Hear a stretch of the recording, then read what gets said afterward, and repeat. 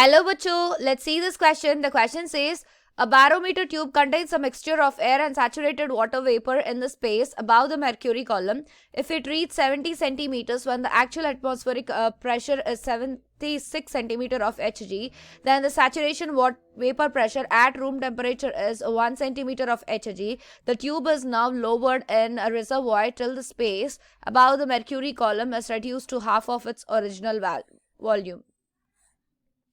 The reading of barometer in centimeters assume that the temperature remains constant. तो हमें बतानी है the reading of barometer कितनी है. तो चलिए देख लेते हैं. तो यहाँ पर reading of barometer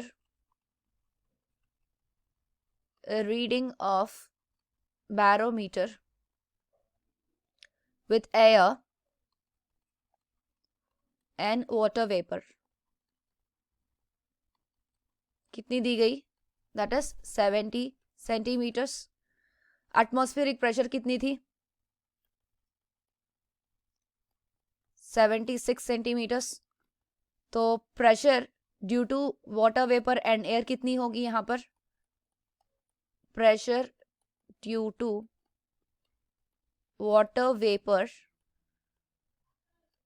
and air होगी 76 minus 70 that is equal to 6 centimetres होगी. प्रेशर ड्यू टू एयर कितनी होगी? प्रेशर ड्यू टू एयर कितनी होगी? ये रही हमारी 6 minus 1 that is 5 सेंटीमीटर, क्योंकि 1 सेंटीमीटर यहाँ पर दी गई है. तो टेम्परेचर कांस्टेंट रखें यहाँ पर, क्योंकि क्वेश्चन में हमें दी गई that is temperature is constant. तो हम यूज करेंगे Boyle's law which is P1 V1 is equals to, that is P initial, V initial is equals to P final and V final. तो यहाँ पर P final V initial is equals to P initial, इसकी 2V initial. तो यहाँ पर P final की होगी 2P initial. तो अभी प्रेशर ऑफ एयर देखें, that is pressure of air, that is P air is given 2 into ये 5 इनिशियल था, तो यहाँ पर ये 5, तो that will be equal to 10 centimetre of Hg. अब हमें चाहिए प्रेशर ऑफ एयर प्लस अगर प्रेशर ऑफ वेपर इक्वल करें, दैट इज ऐड करें इन दोनों को, दैट इज 10.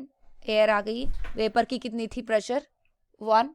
तो फाइनली हमें मिलेगा 11 सेंटीमीटर Hg. तो reading of barometer will be, reading of barometer will be यहां से 76 माइनस 11, इस 11 सेंटीमीटर्स को अगर हटा दे तो हमें मिलेगा 65 सेंटीमीटर्स. सो द रीडिंग, तो हमें बतानी थी रीडिंग ओनली, तो ये रीडिंग आ गई हमारी 65 centimetres. I hope you understand it well. All the best.